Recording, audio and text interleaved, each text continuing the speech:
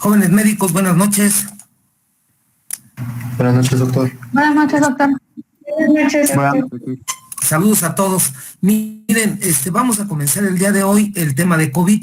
Es un poquito largo y además de eso, pues hay mucha información al respecto. Voy a tratar de hacer un resumen de algunas situaciones y vamos a tratar de ser lo más explicativo posible. Lo vamos a dividir en dos sesiones. El día de hoy vamos a ver lo que son la fisiopatología, algo de antecedentes epidemiológicos y lo que es el diagnóstico. Y el día de mañana terminamos con tratamiento, con todas las controversias que hay. Entonces, sin más, vamos a comenzar y espero que sea de utilidad. Adelante, doctores.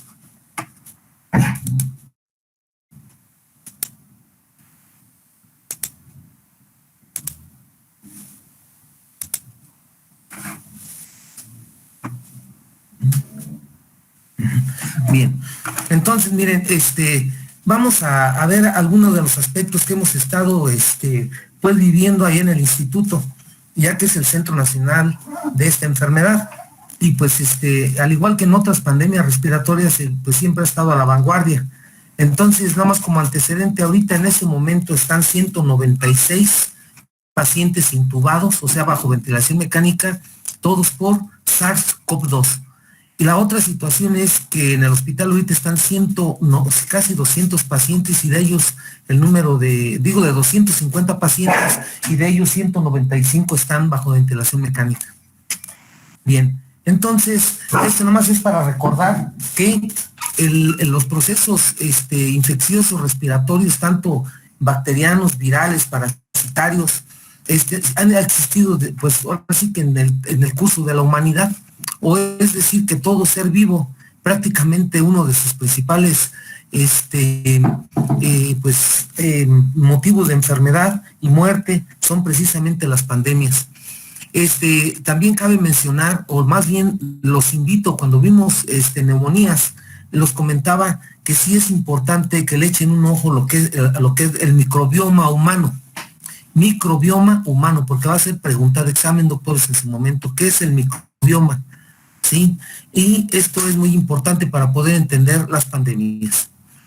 Es importante señalar entonces que esta pandemia, yo lo he estado peleando porque se le llama la peste roja, tanto por su característica del virus y también porque viene pues del país rojo. Entonces pues es importante esta moción. También cabe mencionar que la enfermedad se llama enfermedad viral COVID-19 o COVID-19 y el virus, su nombre es el SARS-CoV-2, es el nombre del virus. Bien, es importante señalar, doctores, pues que este problema pues es un problema de salud pública mundial, en donde no es la excepción ni México ni Michoacán. Entonces es un problema en el cual todos tenemos que formar parte al respecto del mismo.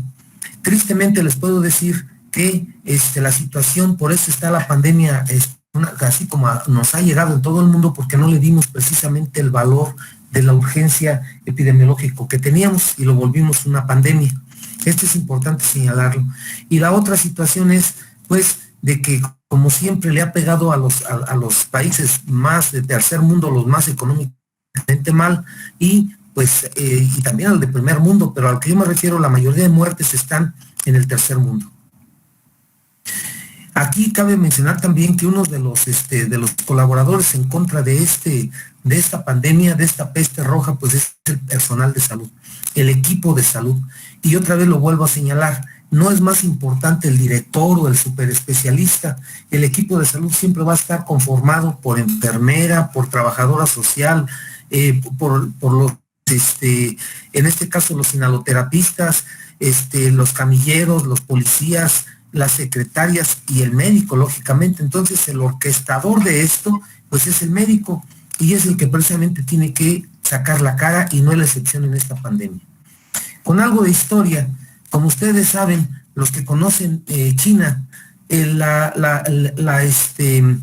lo que es la región de Wuhan, es una ciudad, es la tercera o cuarta ciudad del país rojo, y precisamente Wuhan es muy parecido a como está precisamente nuestro Morelia. no es una ciudad muy grande. Entonces, sus tradiciones, su manera de alimentación, pues es muy diferente a la nuestra. Ahí sí son comidas exóticas, ahí todavía se comen a las ratas, se comen animales silvestres, les gusta comer murciélago como parte de su alimentación, y pues entonces hasta este momento no se ha aclarado por dónde fue donde comenzó la enfermedad, si fue por consumir precisamente un murciélago, o es su hábitat natural en este animal. Entonces, sí es importante pues de que fue una zoonosis, eso sí está bien claro, aunque no sabemos de qué animalito, como más adelante lo vamos a ver. Bien, entonces, como ustedes saben, de esa, a finales del 2019, de China se fue para todo el mundo, se extendió prácticamente a todo el mundo, y no siendo la excepción, América. Estos son los datos oficiales del 3 de febrero. 103.362.039 casos en el mundo, con una letalidad de 2.2%. Los casos confirmados en México ya casi son 1.900.000, y los fallecidos 161.240 a esa fecha. Y en Michoacán, sí, casi 45.000 casos, con más de casi 3.500 defunciones, lo que va acumulado hasta el día de hoy. Entonces, esto hace pues que sea un problema de salud pública, y pues es prioritario. Es referente a algo de estadísticas. Es importante señalarlo. En los últimos 30 años hemos observado cómo la dinámica del mundo globalizado ha propiciado la adaptación y cambio de los microorganismos, originando en el mundo la emergencia o reemergencia de muchos eventos epidemiológicos, dentro de los que se encuentra el descubrimiento de nuevas enfermedades infecciosas, sus agentes etiológicos y su fisiopatología, así como otras enfermedades que tuvieron determinados niveles de control y ahora incidencias cada vez más altas, convirtiéndose en problemas de salud pública en primera magnitud, tanto en países de vías de desarrollo como los desarrollados. Aquí cabe mencionar entonces que ya no se utiliza la palabra epidemia, por lo que están leyendo. Actualmente es la palabra pandemia. ¿Por qué? Porque una persona que vive en China, como pasó aquí en Morelia, en 2 días está aquí. En febrero del 2020 llegó a Morelia un chino, precisamente oriundo de Wuhan, y que era un investigador, estaba haciendo su doctorado y maestría en la escuela de la Universidad Michoacana ¿cómo se llama? En siderúrgica. Entonces, él venía enfermo, a mí me tocó verlo, y precisamente yo lo capté, y mi diagnóstico fue que era COVID, pero pues ahí así que primero ¿cómo les cuento? Pues la falta pues de interés, es lo que les digo, estamos muy lentos a veces o muy tibios, si queremos llamarlo así, para actuar, y nuestras queridas autoridades de salud tardaron más de 2 semanas ahora sí que en captar el caso. Entonces, fue una de las causas porque Michoacán inmediatamente empezó con problemas. La situación fue que no se hizo el diagnóstico porque no teníamos cómo hacer el diagnóstico per se. Y entonces la enfermedad se extendió rápidamente. Pero así como ese caso que les comento, así pasó en Italia, en España, en lo que son los centros en donde están los aeropuertos internacionales o las intercomunicaciones entre los países. Entonces, esto sí es una pandemia pues prácticamente en semanas. Esto es para recordar, doctores, que tanto los virus, las bacterias, los hongos, los parásitos, pues tienen mutaciones, y recordar que es una zoonosis. Una zoonosis es precisamente una enfermedad que le da a los animales y que en un momento dado afecta también al humano, y viceversa. Entonces, aquí lo que ahorita lo estamos observando, o lo que estamos ahorita viendo que son virus. Los virus siempre han existido desde que existe el ser vivo, ¿sí? Y estos virus, pues lógicamente, son intracelulares. Entonces, cada 10 años los virus mutan. Es decir, que cada 10 años nos puede caer un virus como el que ahorita tenemos, que puede acabar en un momento dado o con los seres vivos o con la humanidad. Entonces, ese es cada 10 años, pero cada 100 años existe una epidemia que actualmente es pandemia por bacterias, por virus, por parásitos, por etcétera. Nada más métanse al internet porque eso se los van a preguntar en el examen nacional. Nada más vean las pandemias que tenemos ahorita en el mundo, y desde la fiebre amarilla, desde la fiebre del Nilo, entre otras el ébola, no se diga el SIDA, la misma influenza, siguen siendo problemas muy graves, y entre otras bacterias, la Stenotrophormona mantófila, el Acinetobacter baumannii, de los hongos igual, los criptococos, las mutaciones que hay ¿cómo se llama? En el Histoplasma capsulatum, etcétera, y todas precisamente pues van haciendo una alteración total tanto en el medio ambiente como en el humano.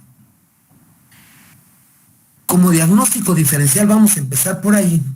Como dicen, no todo lo que chifle es asma, también no toda persona que ahorita está moquienta es igual a COVID. Recordar que es un resfriado común, que es una gripa, que es la influenza y que es el COVID, ¿sí? Y entonces aquí está algunos datos. La primera pregunta, si un paciente te llega a urgencias, es primero si tiene fiebre y tiene síntomas respiratorios, lógicamente, ¿verdad? Aquí la idea es la siguiente. ¿Cuál es el resfriado común? Bueno, primero aquí, perdón. La siguiente pregunta después de fiebre es si le cuesta dificultad para respirar, sí o no, y si tiene picazón en los ojos. Es decir, si tiene irritación ocular y si tiene rinorrea. Y de ahí precisamente vas haciendo el flujograma para dónde te vas. Por cuestiones de tiempo, esto no lo vamos a ver hasta que veamos influenza. Pero aquí algunas características. El resfriado común, si tú recuerdas, el resfriado común son precisamente aquellos virus que nos visitan cada año, es decir, el rinovirus, los parainfluenza, algunos coronavirus, que esos causan lo que se llama el resfriado común o el tipo de influenza, sobre todo el tipo C y el tipo B. Y estos van a causar picazón de los ojos, congestión nasal, mucha rinorrea, muchos estornudos y mucho malestar general y lógicamente fiebre. Luego viene lo que es la gripa, ¿sí? Que es precisamente por el virus de la influenza tipo AH3N2, ese es el que produce más la gripa. Y va a ocasionar, como ustedes ven, también estornudos, mucha tos, muchas artralgias, fiebre y fatiga. En el caso de la influenza, ¿sí? Aparte de ello, los pacientes con fiebre muy alta, mucho ataque al estado general, pueden tener también mucha cefalea y casi no hay rinorrea, más bien tiene mucha odinofagia, mucha tos, ¿sí? Y mucha disnea. Y en el coronavirus, lo principal es la dificultad respiratoria, tiene antecedentes de haber viajado, que en la actualidad ya no, solo haber estado en contacto con pacientes que tienen el problema, ¿sí? Y la otra situación es que va a tener una serie de síntomas, signos, como lo vamos a ver más adelante, que es gran ataque al estado general y fiebre, sobre todo fatiga es lo que más ocasiona. Entonces, esto es lo que propone la OPS en cuanto a hacer este diagnóstico desde un principio. O sea, en una pandemia, lógicamente, si alguien te llega con fiebre y sobre todo de dificultad respiratoria, pues va a ser COVID hasta no demostrar lo contrario. Pero ahorita lo que quiero llamarle la atención aquí es que no todo el que tiene rinorrea o tiene fiebre va a ser COVID, solo los otros virus están vigentes. Aquí nada más es para empezar a conocer un poquito el virus, el coronavirus. Los coronavirus son una gran familia de virus que causan enfermedades que van desde el resfriado común, como ahorita lo vimos, hasta otras más graves como el síndrome respiratorio de Oriente Medio, llamado el MERS, ¿sí? O otro como es el síndrome agudo respiratorio severo, que ese también, también afectó al humano, como lo vamos a ver más adelante. Vean cómo uno de los reservorios más importantes vivos es el murciélago, pero a su vez se lo transmite al camello, a otros animales silvestres, como es este animalito que hay solamente en Japón o en China, sí, pero también la rata lo puede transmitir al ganado vacuno, sí, y estos a su vez o a otros animales, y estos a su vez se le pueden pasar al al humano. Es decir, que el coronavirus es un nuevo virus que es una cepa que no se había identificado previamente en humanos, ¿sí? Por lo tanto, se considera una zoonosis, ¿sí? Que significa que se transmite entre animales y personas. Esto es importante que lo tengan presente. Entonces, vemos aquí que ya habíamos tenido 2 conatos de coronavirus como pandemia, ¿sí? Y uno de ellos fue precisamente el SARS, el SARS, el síndrome agudo, el síndrome respiratorio agudo severo, sí, que lo tuvimos, que estuvo en China en el 2003 y hubo algunos casos en otras partes del mundo. Aquí nosotros en México tuvimos 2 casos de SARS en el 2003 que nos tocó ver en el instituto. Y después en el 2012 se vino el MERS, que es precisamente la fiebre del Medio Oriente, que fue en camellos, ¿sí? El otro, en el SARS, no se aclaró bien cuál había sido el animalito, pero habían dicho que había sido lo que era el zorro o otros animales. Y en el 2021, en 2019, en China, sí, que fue donde comenzó el problema, como ustedes ya lo saben. Algunas características de los virus, sí, como ya les comenté, al virus se le llama SARS-CoV-2. El SARS-CoV-1 fue el de MERS. Es un virus RNA, es de los llamados monocatenarios grandes. Se encuentra en humanos y otros animales como perros, gatos, etcétera, pollos. Causan enfermedad gastrointestinal, neurológicas y respiratorios, o en los animales hasta en otros órganos. Los subtipos más frecuentes de coronavirus que se han encontrado ahorita en el SARS son estos que pues nada más se los comento, no creo que sea de mucho de interés que se los graben: el 229E, el OC43, el NL63, el HKU1 y el 201GN. El SARS-CoV-2, CoV-2 o COVID-19, es el tercero en las últimas 2 décadas. El primer SARS, como les había dicho, fue en el 2002-2003 en China, y después en la península arábica con el MERS, que es el CoV-1, en el 2012. ¿Cuánto mide el virus? Por eso llega hasta el alvéolo. El diámetro del virus es entre 60 y 140 nanómetros. ¿A cuánto equivale un nanómetro en relación a la micra? Contiene espigas que se llaman spikes de 9 nanómetros que dan su apariencia de una corona solar. Es lo que le dan el que parece un eclipse, es el que se ve ahí en la foto, ¿sí? Mediante recombinación y variaciones genéticas pueden adaptarse e infectar nuevos huéspedes como murciélagos reservorios naturales, que es lo que les comentaba, y al que le están echando la culpa como huésped intermediario al humano es el pangolín, que es ese animalito que parece un, ¿cómo se llama? O sea, tiene una así es. Entonces, ese es el que le están dando, pero no hay una característica bien clara. Lo que sí les puedo decir es que cuando fuimos a China, sí, verdaderamente para su comida son muy especiales, y sí, como que no te dan muchas ganas de comer comida china por allá, por su manera, pues muy, ahora sí que antihigiénica de prepararla. Y pues te digo, la rata se la comen, los perros se los comen, y pues los pangolines es una comida para ellos, pues muy especial. Parece un armadillo, sí, entre armadillo y un y pues tiene varias, ¿cómo se llama? Oso hormiguero. Bien, esas son las características. Algunas de las proteínas estructurales que tenemos que recordar, porque aquí es donde actúan precisamente los medicamentos para combatirlo, la principal es la proteína S, que es la proteína Spike o SPIC, que es precisamente la que es la inducción de anticuerpos y factor de virulencia. La proteína M, que es el nucleocápside, inducción a la inmunidad celular.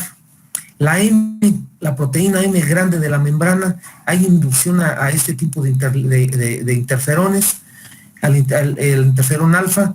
La E, que es una proteína pequeña de envoltura. El NS, que son proteínas no estructurales. El core shell, el nucleocápside, la hemaglutinina esterasa y la membrana lipídica. Eso es lo que hace de este virus RNA pues muy especial, pero sobre todo el S es la principal. Si ustedes recuerdan, en el influenza es el H y el AN, que son precisamente las estructuras que tienen que ver con la patogenia del virus. Así es como se ven estas estructuras, lo que ahorita acabamos de señalar, ¿sí? Y aquí tiene cómo se llama este grupo 4 de Baltimore, ssRNA, así es como se llama el virus que afectó o sea, que nos afecta ahorita en la pandemia. Este es el nombre completo, el Baltimore grupo 4, ssRNA. Y aquí están las estructuras, las proteínas que acabamos de ver. Aquí es para señalarles, ¿sí?, que precisamente en estas proteínas indicadas es en las que tienen que ver con la patogenia y también para el tratamiento. Aquí tienen algunas fotos con diferentes medios, diferentes medios de cultivo o de colorantes, y así es como se ven. La más representativa de todas, pues es la morfología estructural que acabamos de ver, que es como un eclipse, ¿sí?, con sus spikes, y son las que le da esa estructura como si fueran pelos o picos rojos. Aquí los tienen las diferentes imágenes. Así es como te las presentan en cualquier parte o en cualquier libro.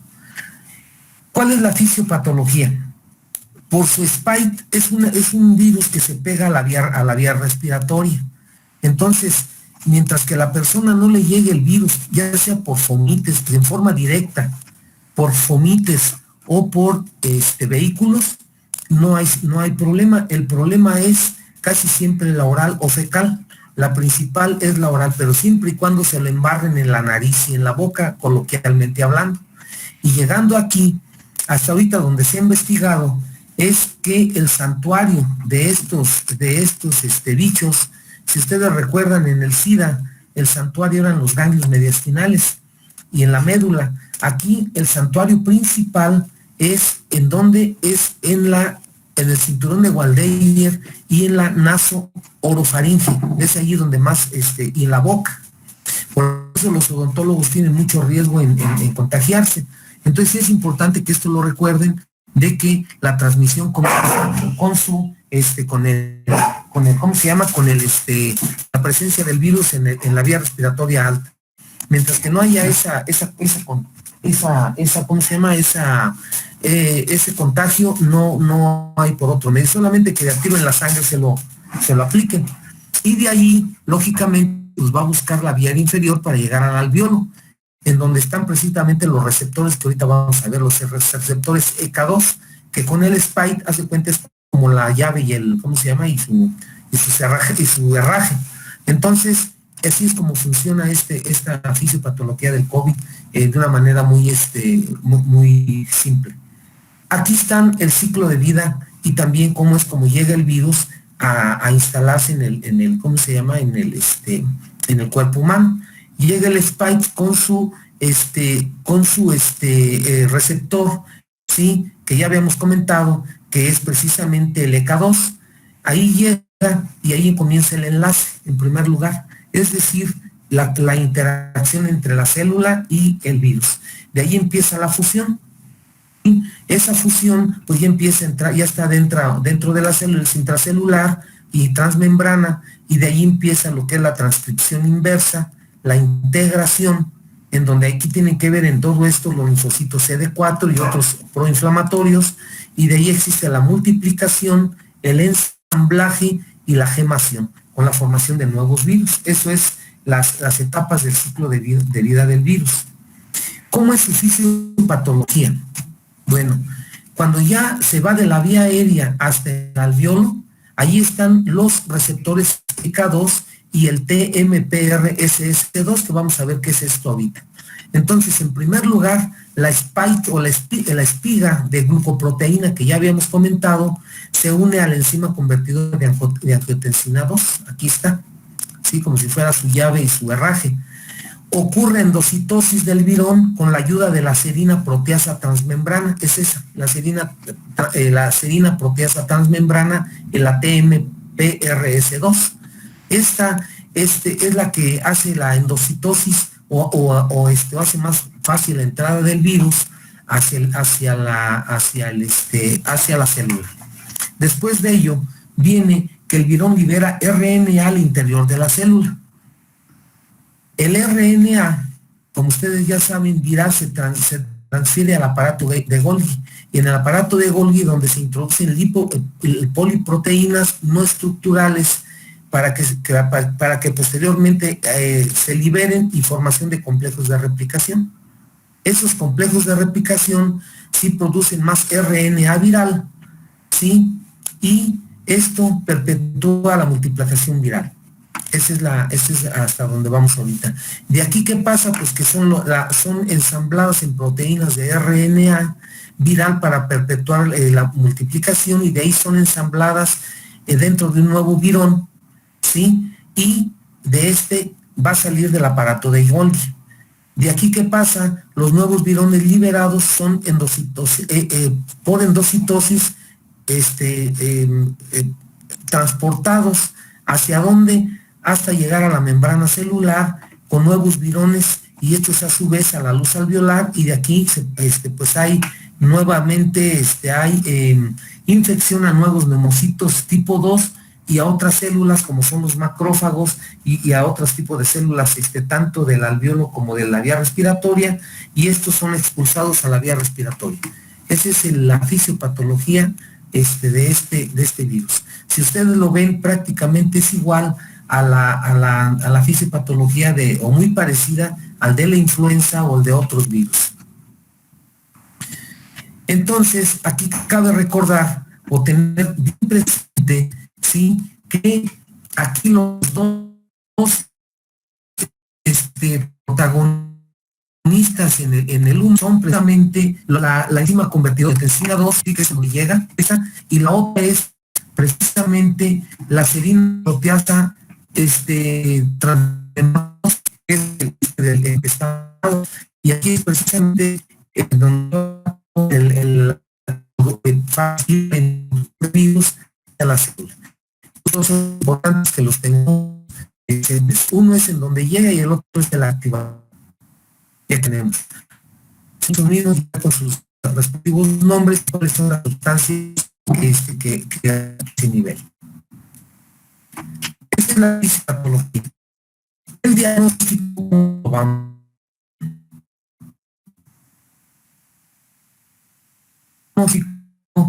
lo vamos a hacer de la siguiente manera. Doctor, disculpe, se está trabando desde hace como un minuto. No se escuchó lo que estaba diciendo. Sí, doctor, se está trabando. A ver, ahorita si podemos hacer.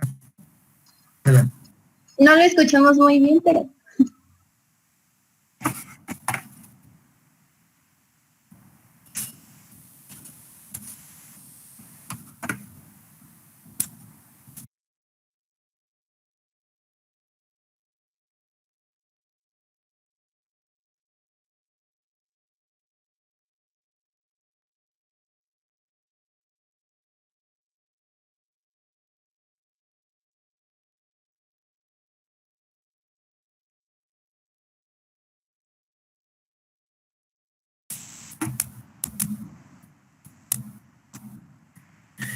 ¿Se escucha? Sí, doctor. ¿Sí se escucha?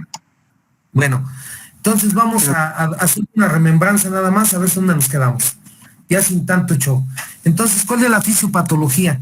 Pues que de la llegada a la nariz, allí en su santuario, de allí es aspirado por la inspiración-expiración, llega el virus hasta el alveolo, o en todas las células donde existan estos receptores, ¿sí?, de enzima convertidora de angiotensina 2.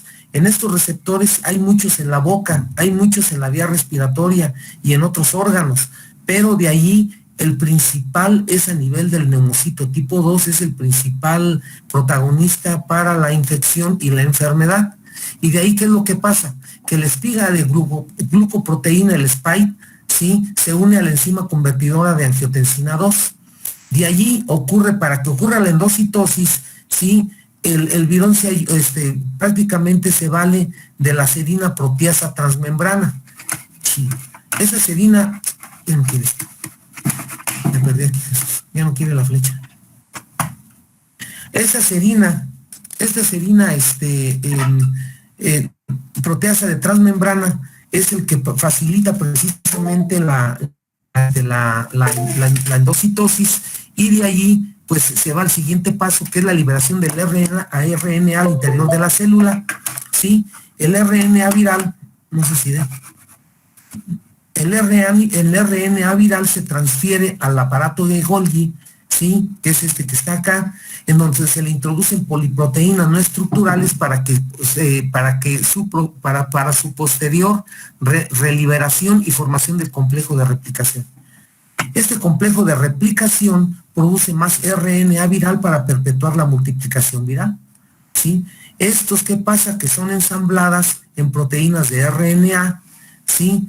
En donde un nuevo virón que saldrá del aparato de Golgi, y de aquí los nuevos virones liberados son endocitados y son transportados hasta la membrana, y de ahí salen liberados a la luz alveolar, y estos pues pueden ser otra vez infectantes a otras células o a distancia. Esta es la fisiopatología de lo que es esta situación. Aquí ya lo que yo les había comentado, nada más que recuerden entonces que uno es el activador y el otro es el receptor. Esos dos. El diagnóstico. Para el diagnóstico primero vamos a ver alguna remembranza del periodo de incubación. El periodo de incubación del virus del COVID-19 se dice que se estima en 5 días, ¿sí? Y que en el cuerpo humano tiene una sobrevida hasta de 21 a 27 la cuarentena. Es decir, que una persona puede infectar en ese periodo con una carga viral los primeros 14 días.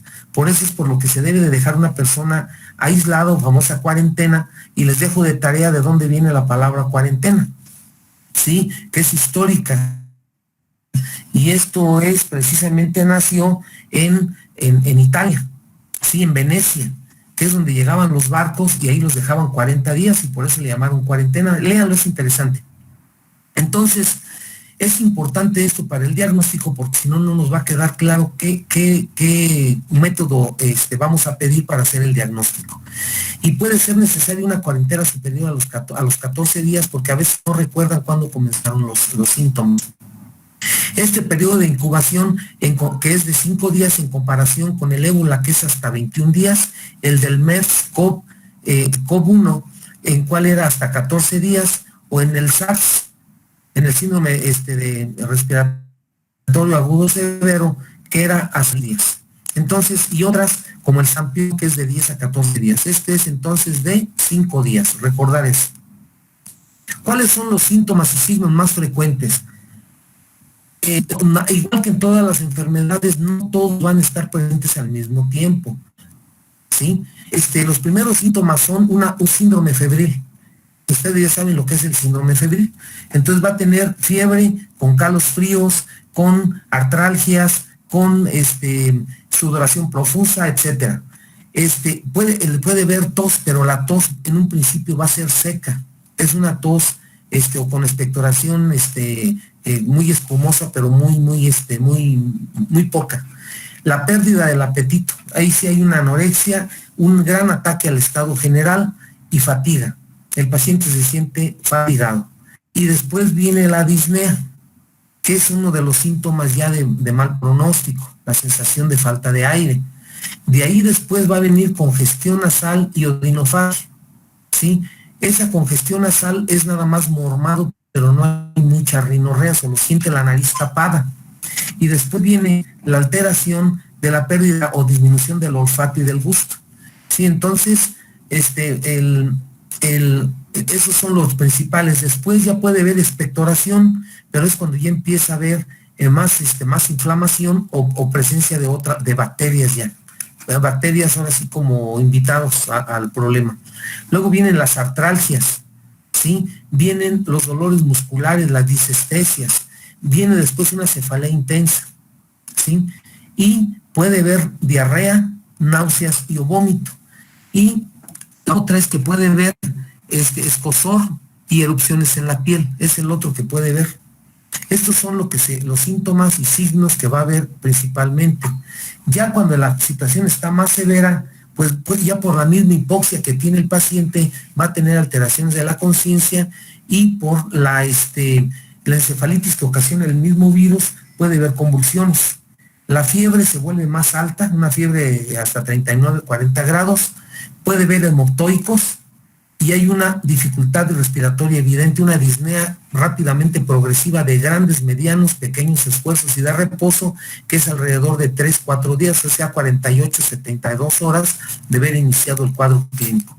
Empieza a haber cianosis, ustedes ya saben qué es eso, el dolor torácico persistente. Ya cuando existe dolor torácico es porque ya hay una afectación, una neumonía ya bastante avanzada y empieza ya a atacar precisamente el espacio pleural. Empieza a haber taquicardia, el pulso filiforme y la oliguria. ¿Por qué? Porque el paciente se deshidrata muy rápido y también hay una alteración renal a la larga por el virus. Es decir, que los órganos diana del virus, ahorita los vamos a recordar, son precisamente el pulmón, el riñón, el corazón y el cerebro. Aquí hay algunas características hasta donde vamos ahorita y después las completamos. Medios de contagio. Primero, la transmisión es de humano a humano. Persona a persona, ¿sí? Sea a través de las gotitas de Fluyer o por contacto, así como la vía aérea durante procedimientos que generan aerosoles. Por eso el paciente que tiene COVID no se debe de utilizar inhaloterapia. Los síntomas, signos que nos señalan casi en todos los países es fiebre muy elevada, puede haber estornudos y el paciente tiene fatiga, cefalea y disnea. Esos son los que te aplican más todos los que ya dijimos nosotros. Hasta aquí nada más. En ocasiones el paciente puede ser asintomático. Recordar, doctores, que es una enfermedad y que es una infección. El que se refiere aquí del periodo de incubación se refiere precisamente a que el paciente puede tener la enfermedad o la infección, pero los dos contagian. Esto es lo importante en esta situación, que puede ser asintomático, ¿sí? Pero el virus lo trae en sus secreciones. Es decir, acuérdate que el santuario es la nariz y la boca, es decir, la oro y nasofaringe. Entonces, cada vez que el paciente habla o se ríe o canta, pues avienta las gotitas de Fluyer, o no se diga cuando tose, y entonces contagia a las demás personas. Esto es muy importante considerarlo. Es una infección y que es una enfermedad. Aquí tienen los periodos de síntomas y contagios. Fíjate cómo de todas las personas, solo el 30%, ¿sí? Son asintomáticos. Lo que te estoy diciendo, tiene la infección. Ya cuando empiezan los síntomas, pues entonces hablas de la enfermedad. ¿Qué definición de enfermedad? Y vean cómo el 55% de las personas son síntomas y signos no graves. O sea, tienen tos, tienen fiebre, tienen odinofagia, etcétera, pierden el gusto, el olfato, pero después lo recobran en el transcurso de este tiempo, de las 3 semanas, ¿sí? O sea, hasta el 27º día, casi en todo el mes, pero son 21 días, 7, 14, 21. 10% van a tener síntomas severos. Y de este 10%, solamente 5% se van a internar y llevan a la terapia intensiva y se vuelven pacientes críticos. Esto es importante tenerlo presente. Entonces, hasta aquí es lo que es los periodos y síntomas de contagio. Aquí nos vamos a quedar 2 minutos para arreglar la otra pantalla.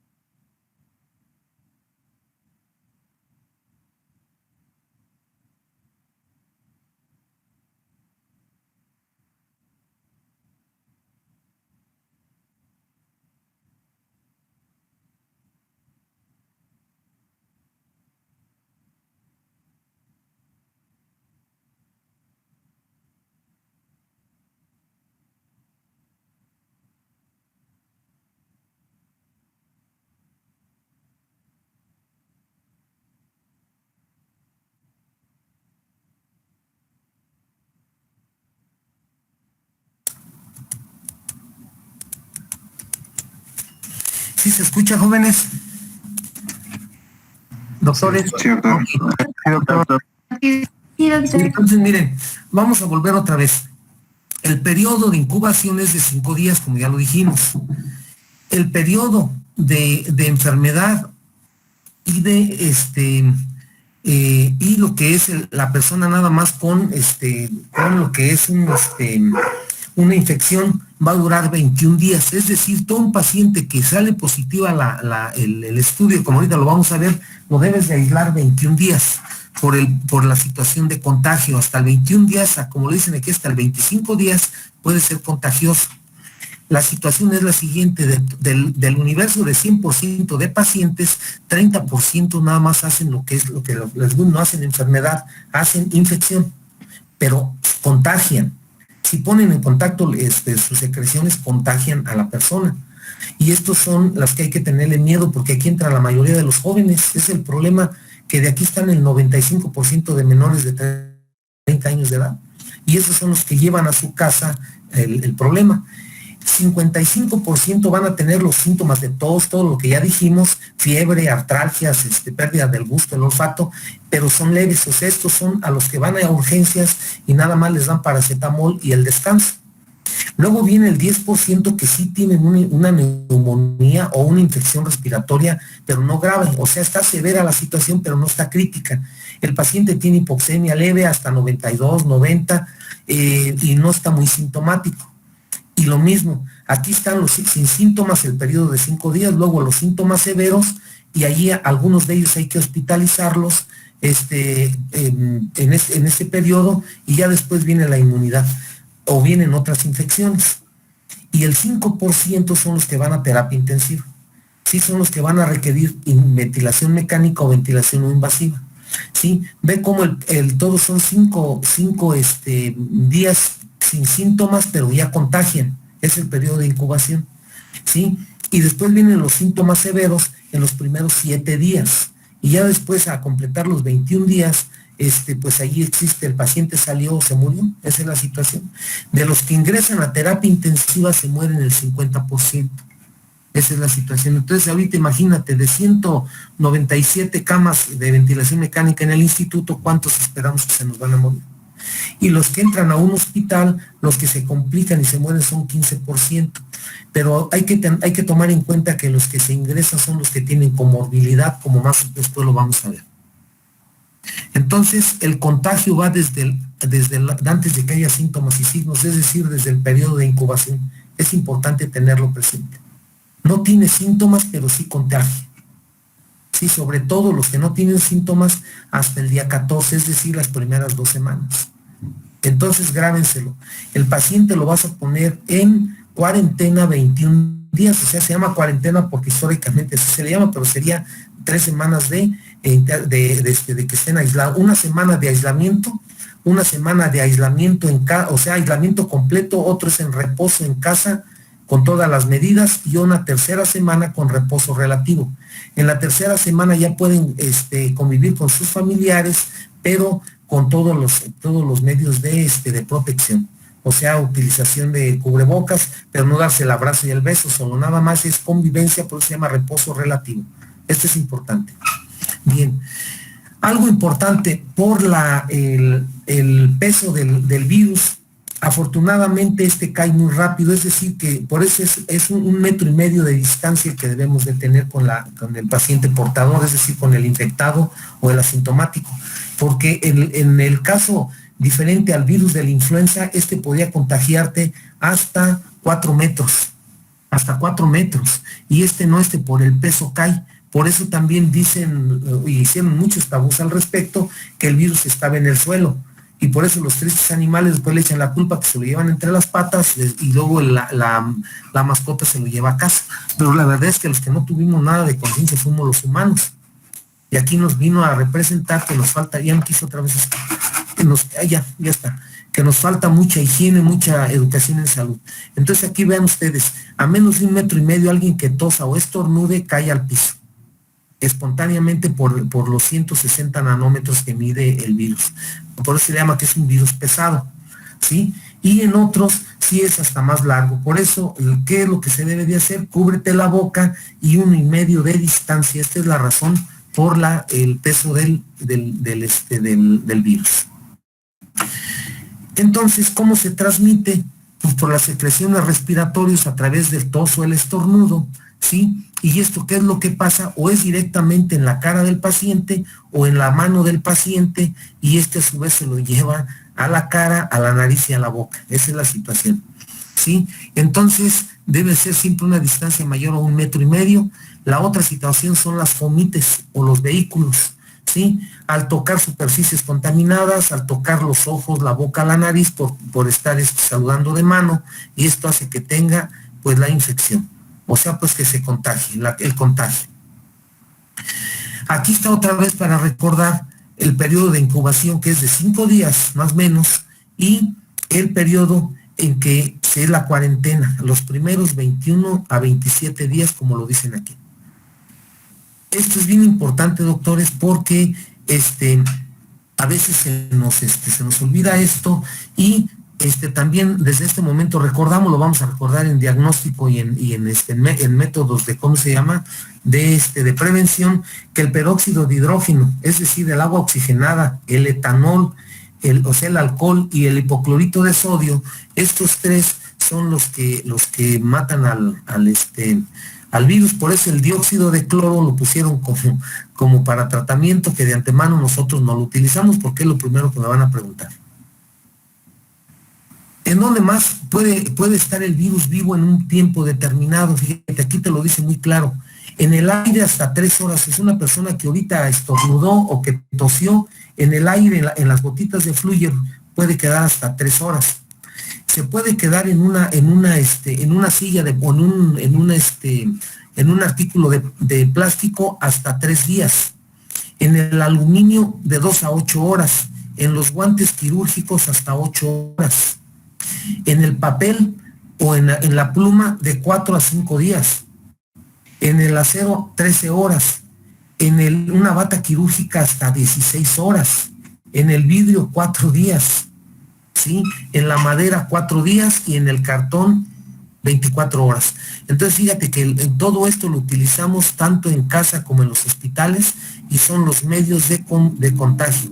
Fíjate cómo en el vidrio 4 días es donde más dura, según este estudio que hicieron, igual que en el papel. Entonces ahí, claro que el virus no anda volando, acuérdate que es intracelular, pero en las gotitas de Fluyer pueden quedar pueden quedar las células todavía vivas hasta 4 días en esas superficies. Es importante señalarlo. Bien, ¿cuáles son las pruebas para detección del virus? Hay varios tipos de pruebas que se utilizan.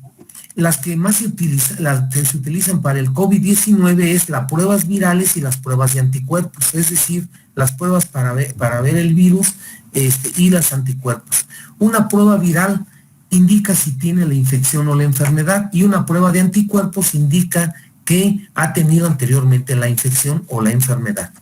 Es posible que una prueba de anticuerpos no pueda indicar si tiene una infección, ya que la generación de anticuerpos puede demorar de 1 a 3 semanas después de la infección.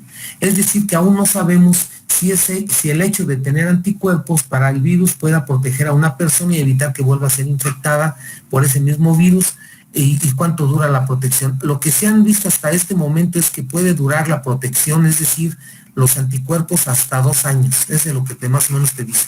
No se atreven a decir que lo vas a tener para toda la vida. Esto es importante tenerlo presente. Bien, ¿cuáles son los test que más utilizamos? Desde este momento te digo que la prueba Gold estándar es el PCR del tiempo real, ¿sí? O transcriptasa. Ese es el que se debe de hacer. Existen unos test rápidos, ¿sí?, pero no es el estándar de oro. El test PCR se hace en el hisopado, es el que se hace el hisopado transnasal o transbucal. Este detecta el RNA del virus. ¿Se acuerdan cuando vimos el GeneSpert? Pues este es un GeneSpert, es el PCR de transcriptasa, muchos le dicen de tiempo real, ¿sí?, en el cual un fragmento del material genético de un patógeno o microorganismo es detectado por este método, en este caso el del virus. El otro test que le llaman test rápidos, ¿sí?, esto es búsqueda de anticuerpos y proteínas del virus. El test rápido sí se detectan anticuerpos producidos ante el virus, y el otro, ese es en sangre, y el otro es respiratorios, detectan proteínas del virus, pero son menos sensibles. O sea, cuando no hay más, pues ni modo. Y vuelvo a insistir, muchos lo han puesto en boga de que este es alta sensibilidad y especificidad, pero ya lo ves que no. Tiene una sensibilidad muy baja y una especificidad sí alta. Entonces, el estándar de oro es para el diagnóstico de COVID, es el PCR de transcriptasa reversa, ¿sí? Este es muy alto y confiable, dura varias horas en el diagnóstico. Ya viste que en el GeneSpert te lo da rapidísimo, pero te lo entregan hasta en 3 días aquí en Morelia, y pues el problema es que el que no tenga GeneSpert no lo puede hacer. El otro, el test rápido, el que te digo, detección de proteínas o de anticuerpos, ¿cómo se llama? Ya no quiso esto. Tiene sensibilidad hasta el 80% y dura de 10 a 15 minutos y es sencillo hacerlo. Es el que ahorita donde quiera lo están haciendo. Vas a oír que dicen, yo tengo para hacer la prueba de COVID, pero ve que es sensible hasta el 80, del 60 al 80%. Entonces, esto es importante que lo tengan presente. Bien. Entonces, las muestras donde se va a hacer el estudio va a ser principalmente en saliva, en sangre, en los excrementos, en el frotis bucal y en el esputo. Extracción del ácido nucleico, es decir, lo que se llama el método de proteínas y anticuerpos, dura 5 minutos. El GeneSpert, o sea, el PCR de transcriptasa reversa, dura 15 minutos. ¿Sí? La presencia de los virus y de una manera intermedia, o sea, el resultado va a ser positivo o negativo. Cuando es positivo, pues allí hasta ahí lo vas a dejar, pero nunca va a haber un falso positivo. Cuando es positivo, es positivo. Lo que sí puede haber es falsos negativos, ¿sí? Y entonces, aquí es importante porque ellos, en este caso, cuando sale positivo, le hacen otros análisis, ¿sí? En los cuales pues te van a dar algunos pormenores del virus y ya te dan tu informe. Por eso te tardan hasta 48 horas para ver hasta dónde es sensibilidad y especificidad de la prueba. Entonces, este virus, el estándar de oro, como les vuelvo a insistir, es el PCR tiempo real o transcriptasa. ¿A quiénes les vas a hacer la prueba? Las pruebas virales se utilizan para saber si tiene o no una infección o enfermedad, pero no todos necesitan realizarse la prueba. O sea, si tú estás bien ahorita, ¿para qué te realizas la prueba? Pues te va a salir negativa. Solo los que tengan, que creas que estén en ese periodo de incubación, o los que ya tienen síntomas y signos. La CDC tiene guías acerca de quiénes deben hacerse las pruebas de detección, pero las decisiones acerca de su realización debe de ser el Departamento de Salud, tanto estatales, paraestatales o locales, el icono de sitio externo o los proveedores de atención médica. Si tienen síntomas de COVID o quiere que le hagan la prueba, primero debe de ser indicada por el médico. Esto es bien importante. También puede visitar el sitio web para el departamento, tanto local, estatal o mundial, para que vean qué tipo de pruebas se deben de hacer. Esta ha sido una desinformación a la población y a los mismos médicos, doctores, que ahorita tú ves en donde quiera, en cualquier laboratorio, que el paciente nada más porque su vecino tiene COVID, él ya se está haciendo la prueba. Y sucede que se están haciendo búsqueda de IgG, IgM, y entonces están que sí tiene o que no tiene la enfermedad. O sea, cada quien saca sus conclusiones. Entonces es muy importante pues entender el periodo de incubación y cómo el virus se manifiesta en el cuerpo. Muchas personas tendrán una enfermedad leve y pueden recuperarse en casa sin recibir atención médica y posiblemente no necesiten realizarse la prueba. Eso nada más se les da la situación de que se aíslen, y eso es todo. Los resultados.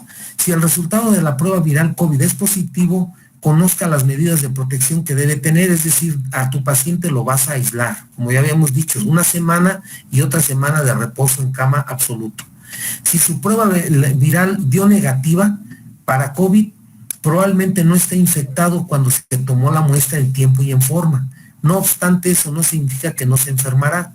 Esto ahorita lo vamos a aclarar. El resultado de la prueba solo significa que no tenía COVID al momento de que se realizó la prueba.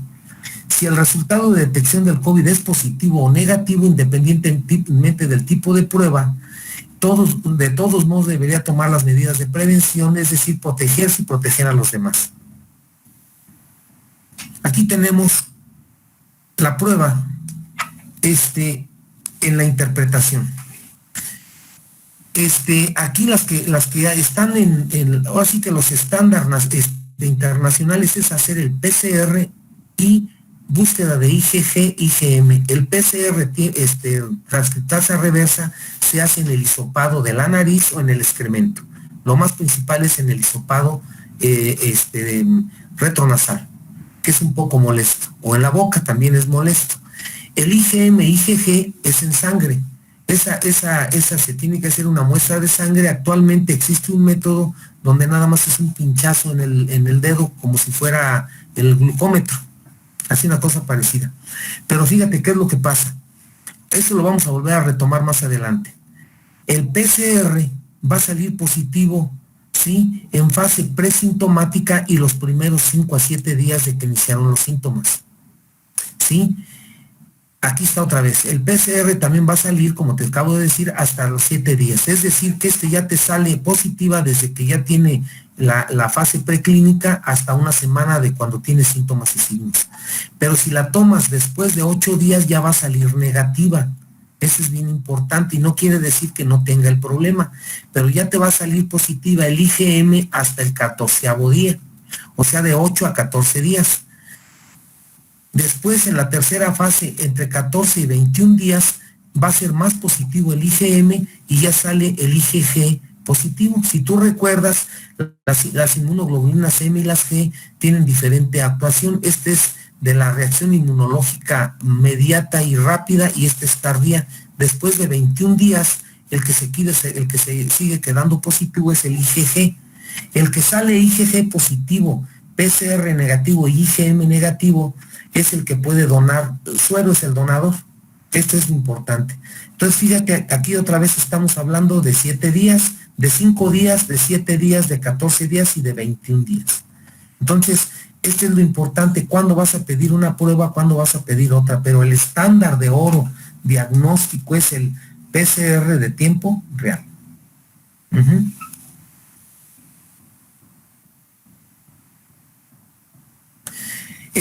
Aquí prácticamente es lo mismo, pero te lo dan un poquito más específico, ¿sí?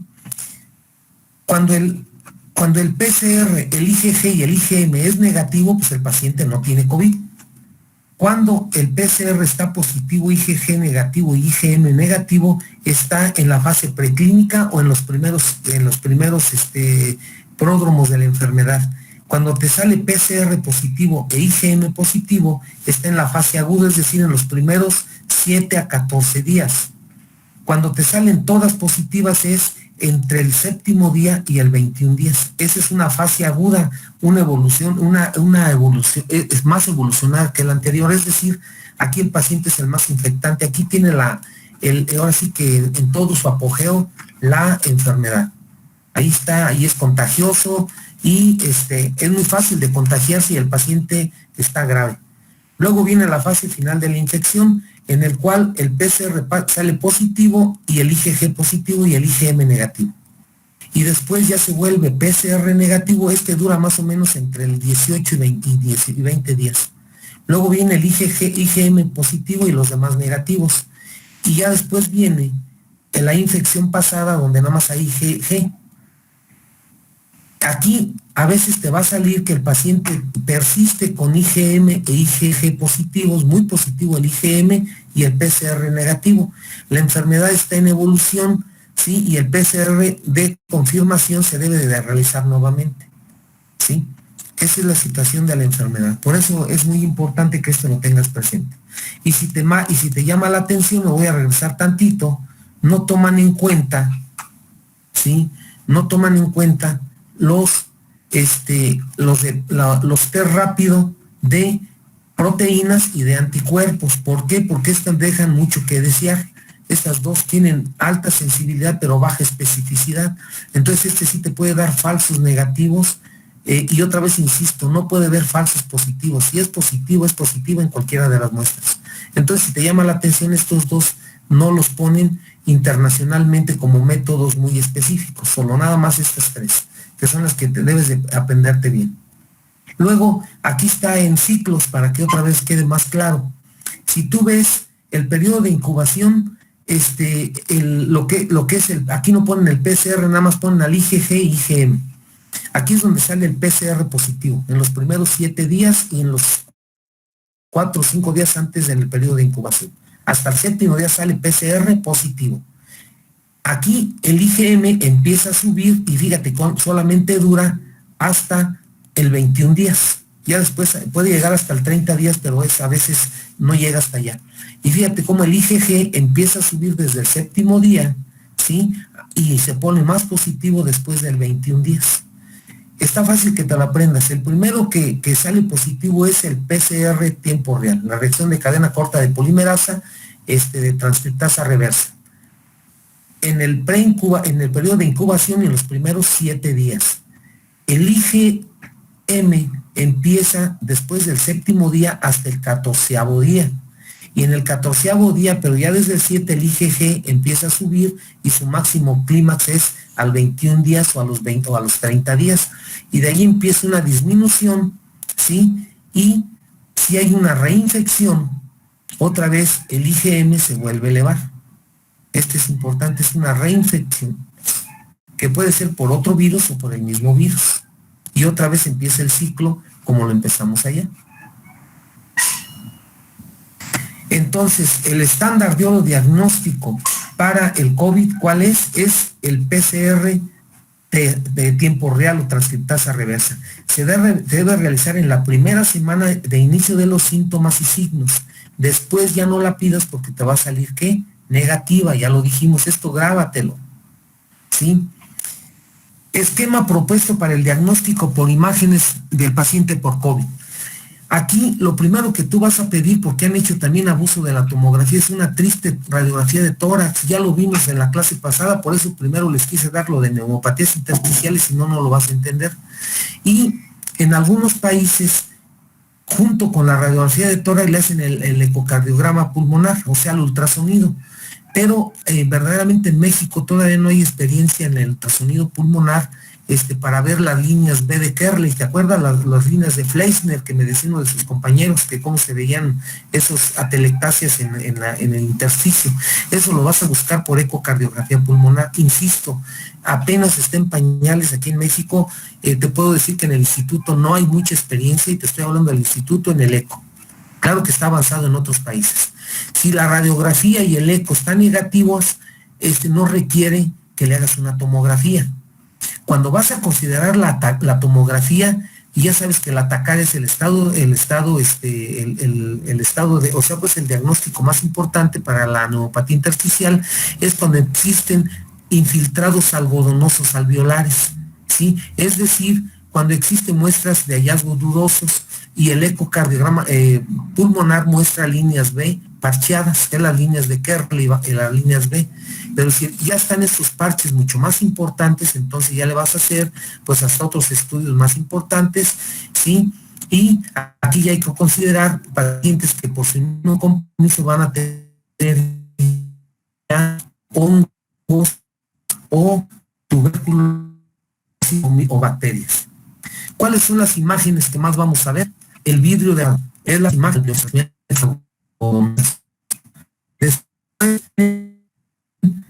el pavicracio, los infiltrados alveolares que habíamos comentado. Ahí están muy bien, los compañeros nos comentaban la vez pasada que como veían, aquí están muy claras, pulmones en fase inflamatoria,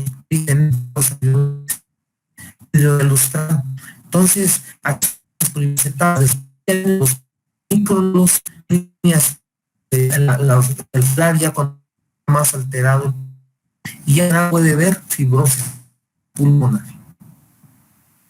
El vidrio de la técnica de escucha trabado. volvió a trabajar. Ahorita Sí, una nueva- desde que inició esa diapositiva, doctor, otra vez se empezó a trabar. ¿Qué puedo hacer ahorita? Vamos a ver, podemos. Sí, doctor, está bien, muchas gracias.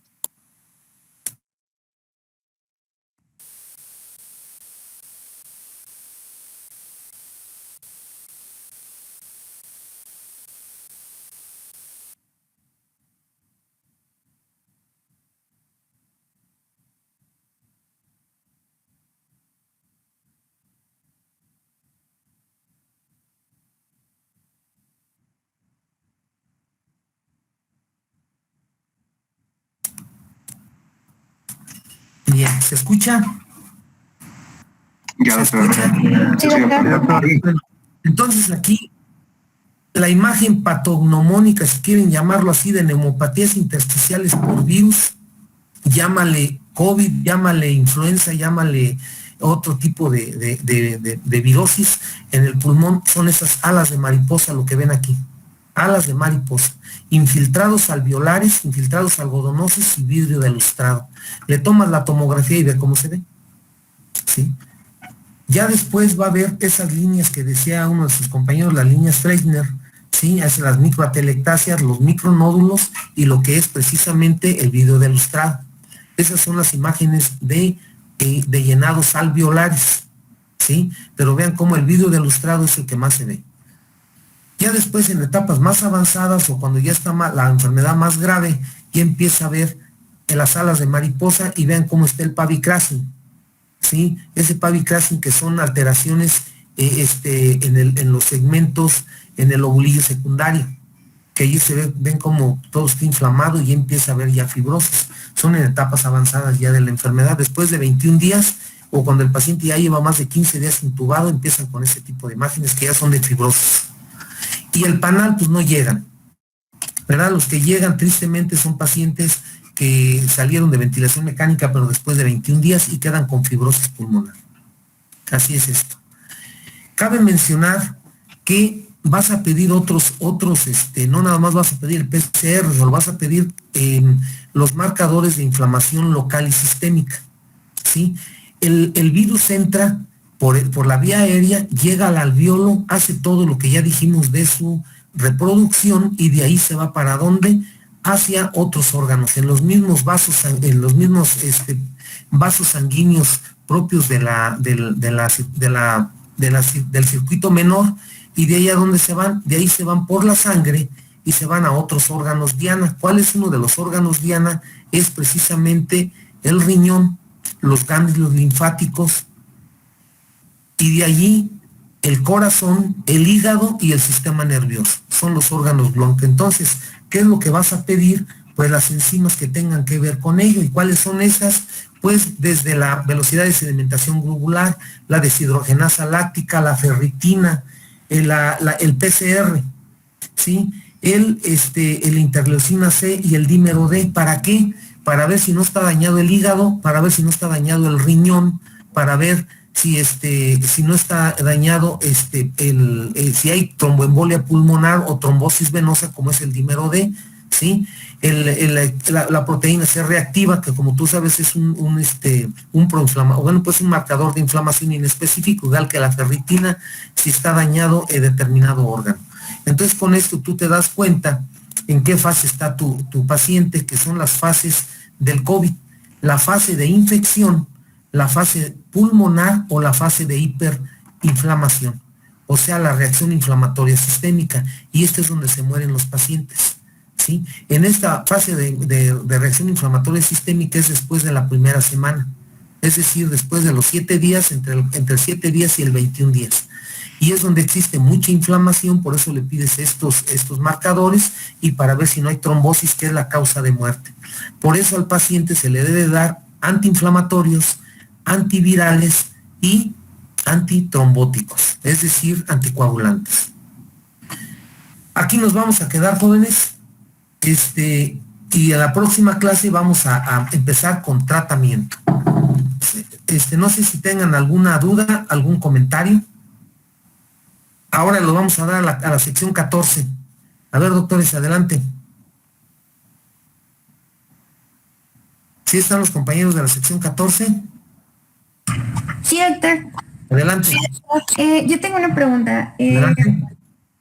Decían como dato interesante que, bueno, no interesante, pero lo he visto en una guía de práctica clínica actualizada, que una de las causas primarias en muertes en embarazadas ya era COVID. Mire, es lo mismo que cuando, no sé si usted me preguntó esto, me lo preguntaron, no me acuerdo si en SIDA bueno, no recuerdo, en neumonías. Acuérdese lo que es lo que se llama el embarazo de alto riesgo, ¿sí? El embarazo de alto riesgo, lo que se llama código Mater. Las personas que tienen cualquier infección, sea viral, bacteriana, se llama código Mater. Aquí hay dos situaciones. Hasta hace todavía un mes decían que el virus del COVID no pasaba la barrera transplacentaria.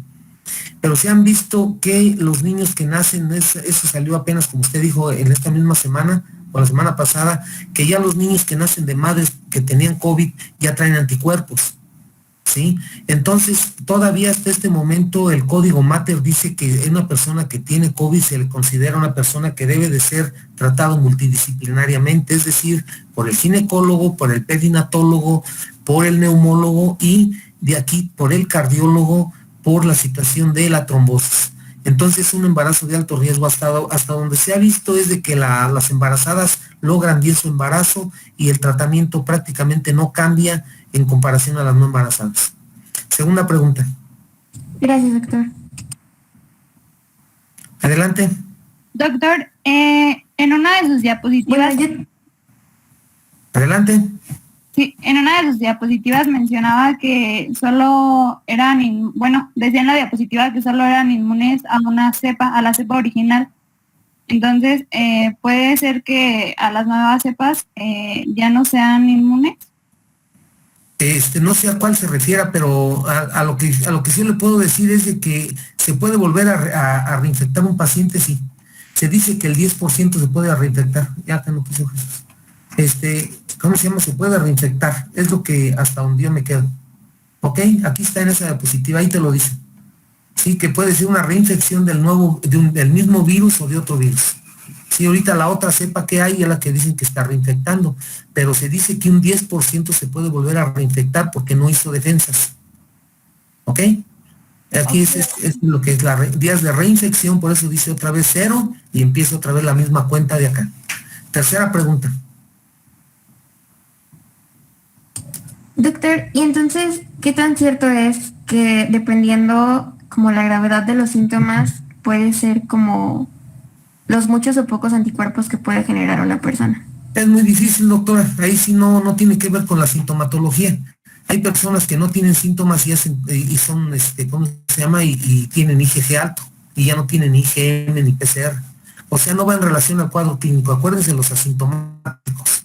Si hay gente asintomática que tiene muy pocos síntomas y hace buena inmunidad. Y hay otros que tienen muchos síntomas y depende mucho de la carga viral. Esa es la parte de la respuesta. Y dependiendo de la carga viral, así va a ser la respuesta. ¿A quién le da más? Con eso se contesta, doctora. ¿Cuáles son? Lo vamos a ver más adelante en tratamiento. ¿Cuáles son los más lábiles o susceptibles, los que tienen hipertensión arterial? Por la foto esa que vimos de cómo se comporta. Las que tienen hipertensión arterial, los que tienen diabetes mellitus, la obesidad, que se lo voy a decir adelante, ¿sí? O los que tienen comorbilidad del VIH-Sida.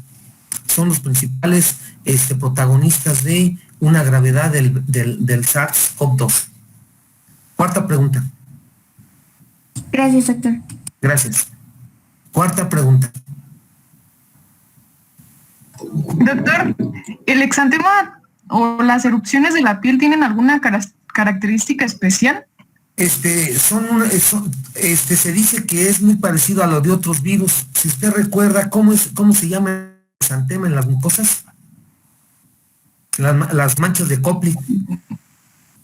¿Qué son? Sí, en el sarampión. Sí, pero ¿qué es? ¿Cómo se llama en las mucosas? Enantema. El paciente puede tener enantema o exantema per se propio de la misma naturaleza que otras enfermedades exantemáticas. Aunque no es su característica, es solamente menos del 5% lo presenta. ¿Ya?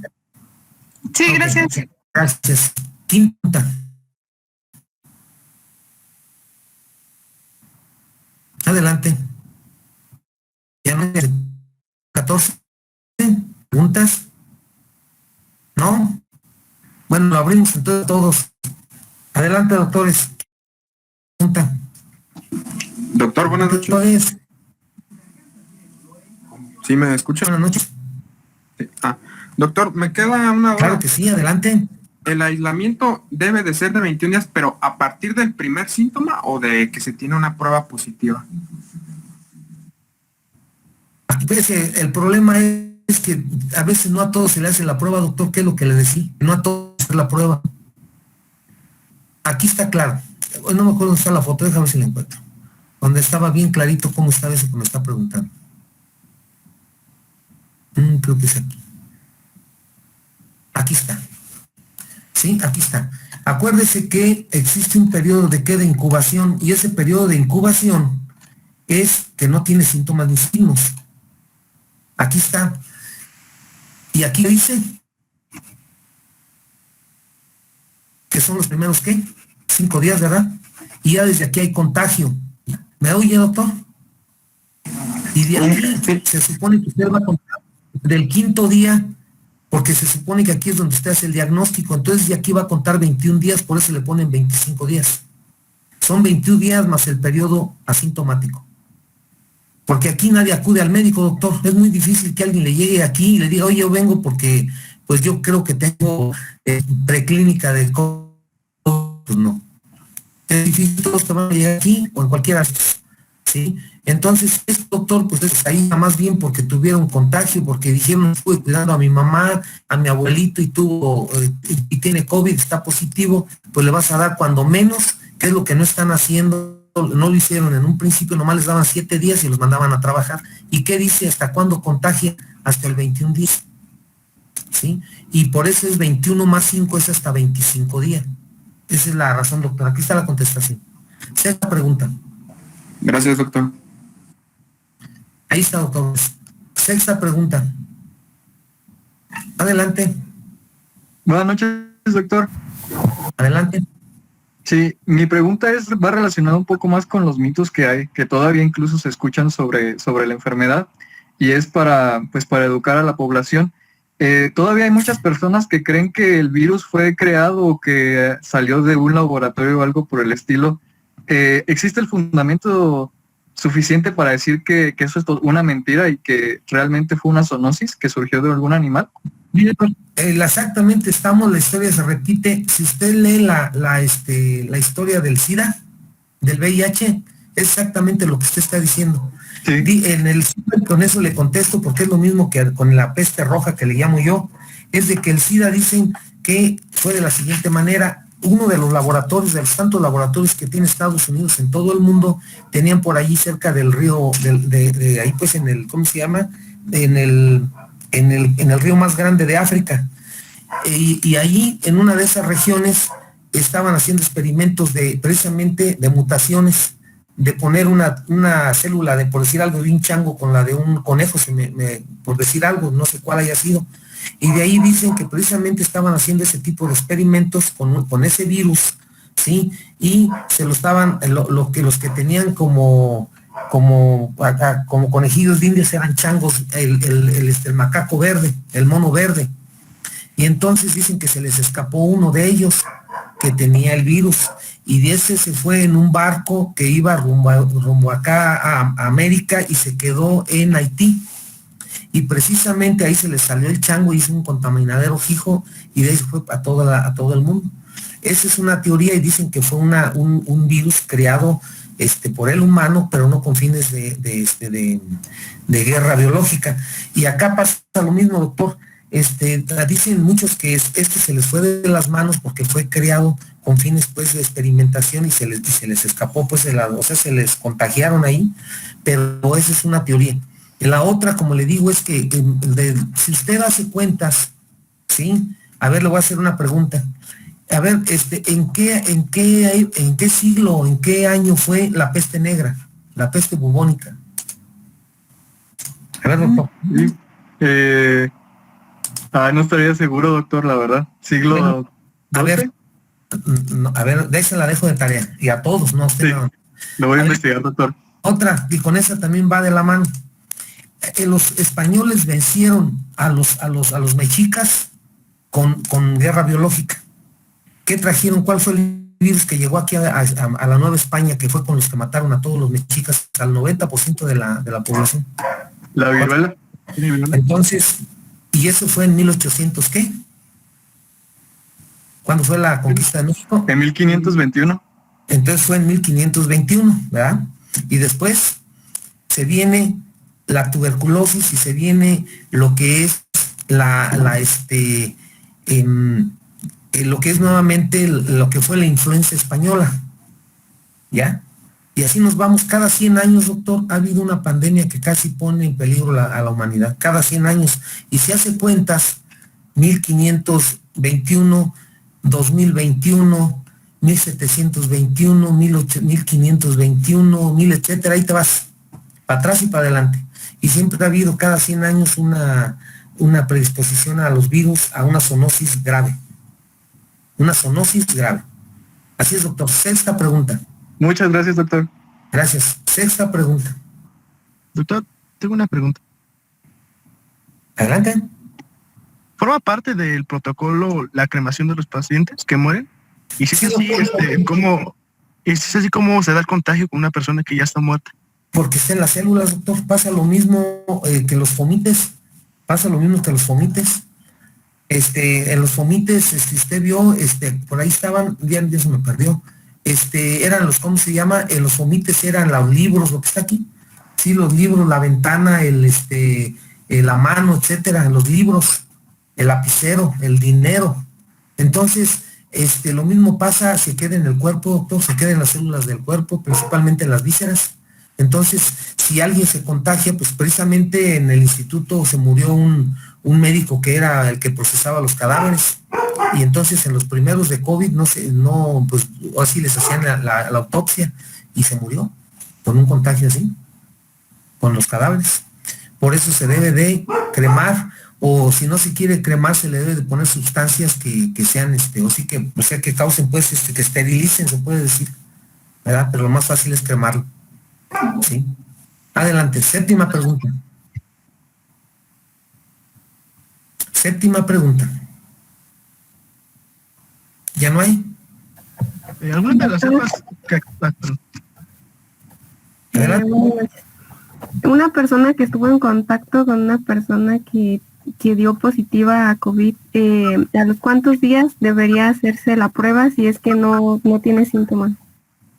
Usted misma contéstese. ¿A dónde cree? ¿A dónde cree?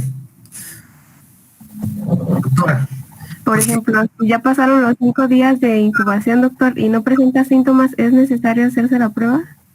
No, hasta que tenga, solamente que sí esté bien segura que se esté contagiando, porque ya tiene algo de fiebre, o sea, hay que esperar síntomas. ¿Sí me doy a entender? Ok. Y no en un momento dado, pues todos tendríamos que hacérnosla, porque yo le aseguro que usted, sin que se dé cuenta, ya tuvo contacto con positivos, aún sin que se dé cuenta. ¿Ya? Desde el momento que no traemos el cubrebocas, desde ese momento que usted vaya en una combi y alguien le haga chu, ya nos llevó al baile, porque no está segura si tiene o no tiene COVID. Entonces, hasta que empiezan los primeros síntomas, doctor. ¿Sí? Porque, o solamente le digo que tenga mucho dinero, porque ¿sí sabe cuánto cuesta el PCR? ¿Está enterada? No, doctor, desconozco. ¿Alguien le puede decir, doctores, cuánto cuesta? Creo que estaba como 3,000, ¿no? 3,000 pesos. Entre 3,000 y 5,000 pesos. Así es. Entonces, y por eso dicen, pues entonces yo me hago el IgG-IgM que cuesta 700 pesos, pero tú sabes que no sirve. Esa es la bronca. Los primeros días, pues. Entonces, doctora, la respuesta es cuando empiece con los primeros síntomas, ese paciente se debe de aislar, lo primero. Ese es el que se queda aislado, es que dice del 30%. Tuvo contacto con alguien, no presenta síntomas, lo dejas una semana. Si en esa semana empieza a toser, le haces la prueba, y si no, nomás lo dejas una semana de reposo. Aquí dice muy claro, hasta 15 días, contagiando. Séptima pregunta. Gracias, doctor. Gracias, doctora. Doctor, buenas noches. Quería preguntar qué tan probable es que un grupo de gente se contagie si está en un gimnasio, aunque sea a cielo abierto?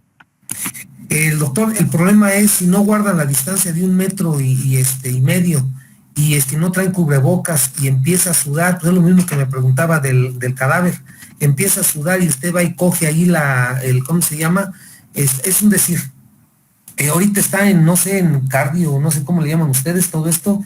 Yo iba a los gimnasios antiguos que no tenían no eran tan sofisticados, una chingada cuerda, unas pesas y que Dios te acompañe a pegarle al ¿cómo se llama? Al bulto. Pero ahora, lo mismo, ahorita te vas a pegarle ¿cómo se llama? A la perilla, ¿sí? Y sucede que ahí estuvo sudando, pues ahí está. Acuérdense cuánto digo que duraba en el aire, las gotitas de Fluyer. ¿Cuánto, doctor? 3 horas. Entonces, en 3 horas, si alguien de ahí tiene, ¿cómo se llama? El virus, no que ande volando en el aire, en sus secreciones que ahí dejó, pueden, y más si hay ventilación así muy, muy fuerte, o un aire acondicionado que las avienta. Ese es el problema, doctor. Por eso no se debe de tener en gimnasio aunque sea abierto, o debe tener todo, que lo tuyo es lo tuyo, lo del vecino es el vecino, pero no se lo presten, si no es lo mismo. Y ya lo que les dije en las primeras clases, el humano tenemos el complejo del chango, siempre nos estamos agarrando la nariz, los ojos, la boca, y otros más olímpicos, el ano, siempre se están rascando allá aquello. Entonces, imagínate, está haciendo ejercicio y se mete la mano a la boca y se da un rozón ahí, pues ya se lo embarró. Por eso es difícil, doctor. Por eso se cierra. 8ª pregunta. Doctor, ¿usted en el instituto ha visto casos de coinfección o sobreinfección, por ejemplo, con dengue o así? ¿O no? En sí, doctora, mire, más que por otro virus, más bien por bacterias. Algo pasa, o sea que, como le comento, el único donde yo he visto más de 3 virus en una misma persona es en sí. En estos, doctora, casi siempre otro virus, ¿no? Solo en el VIH-Sida, donde sí puede haber 3, 4 virus. Un paciente tiene SIDA, tiene sarampión y tiene un otro tipo de virus, influenza, ahí sí lo veíamos. Pero en una persona que tiene comorbilidad, diabetes y demás, es muy difícil que haya 2 o 3 virus, porque eso es más frecuente en las enfermedades exantemáticas en el niño. Y en el niño, afortunadamente, tiene muchas defensas y casi muy pocos niños llegan a morirse por COVID. Casi todos quedan en el 30 y 50%, o sea, en síntomas leves o en asintomático. ¿Ya? Entonces, por eso casi no. 9ª pregunta. Adelante. Doctor, ¿hasta qué periodo de tiempo después de la infección un paciente puede donar su plasma? Después de 21 días, doctor, o sea, después de la misma que me preguntaba el doctor, 21 más 5 de asintomáticos, después de los 25 días, de aquí para acá ya puede donarlo, porque es cuando el IgG va a salir positivo, doctor. Y ahora, de una vez para completar esa pregunta, ¿cuáles son las disposiciones para donar suero? Las mismas que de sangre, doctor. Las mismas que de sangre. Ajá. Ok, pero y ya después de ese periodo, ahora sí, ¿cuánto tiempo? O sea, después de los 21 días. O sea, le vuelven a hacer la IgG hasta si sigue positivo. Lo que es la primera pregunta que me hicieron. Se dice que dura hasta 2 años la inmunidad. Hasta 2 años, pero depende cómo anda tu IgG. O sea, haces el IgG y ves cuánto tiene y entonces si sirvió o no. ¿Ok? Gracias. Última pregunta. Adelante. Adelante.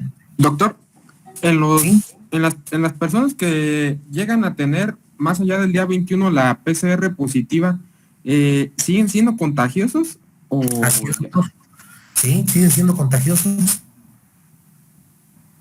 Aquí está. Ve ahí cómo es contagioso, hasta qué periodo. En fase aguda, todo está positivo y es el más contagioso. En fase final, cuando esté el PCR positivo y el IgM positivo, todavía son contagiosos, doctor. Cuando ya está el IgG, ya pasaron más de 21 días, de acuerdo al ciclo que vimos hace rato. Ya no leí, acá está, ahí está la respuesta. Es contagioso, doctor, hasta el 21 días. Hasta el 21 días. Hasta aquí. Ya después ya no, el virus se va en 21 días, doctor, o mató al huésped o ya se curó. ¿Ya? Y va en relación a la pregunta que decía el doctor, ¿cuándo puedes donar? Cuando ya han pasado los 21 días y tienes el IgG alto. y de aquí para acá puedes donarlo hasta 2 años, dependiendo de cómo anda el IgG. Fíjate cómo baja y luego vuelve a subir. Sí, esa es la idea de aquí. Aquí se mantiene y va bajando hasta a 2 años. Lo más es que dicen que son 2 meses, ese periodo de que está alto todavía. Bueno, pues entonces mañana terminamos tratamiento, échenle un ojo y también va a haber mucho TRUS. No vamos a entrar en discusión si el dióxido de cloro, yo te voy a decir lo que dicen las guías, ¿sí? Y lo demás pues ya lo comentamos. Entonces nos vemos mañana, doctores, buenas noches y que descansen.